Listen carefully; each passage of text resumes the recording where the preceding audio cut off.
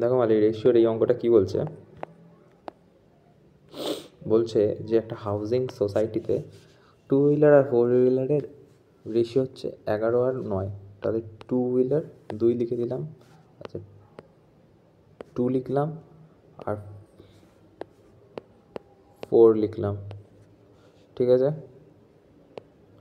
4 লিখলাম, ঠিক আছে।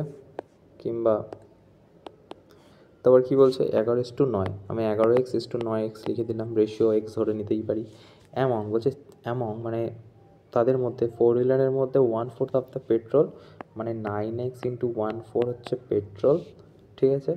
আর বাকি যেটা থাকছে 81, সেটা হচ্ছে ডিজেল, ঠিক আছে। বাকি যেটা থাকছে কত, 1/4 যদি চলে যায় তাহলে 9x3/4 বাকি থাকে, যেটার মানে কি না বলছে 81, ঠিক আছে।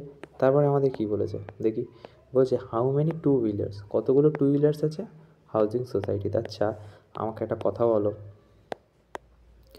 যে 3 9 27, আচ্ছা 9 দিয়ে কাটে, 9 9 81, 3 তিরিককে 9, তাহলে এক্সের ভ্যালু কত হয়ে যাচ্ছে 12, ঠিক আছে। তাহলে 11 আর 12 গুণ করলে কত হয়, 2 হুইলার না, 2 হুইলার চেয়েছে আমাদের কাছে। এক্সের ভ্যালু যদি 12 হয়ে যায় তাহলে 2 হুইলার কত, 2 1 2, 2 1 2, 1 1 1 1 1 1, 1 3 2, 132, 132 কোনটায় আছে, 2 এর দাগ, ওকে।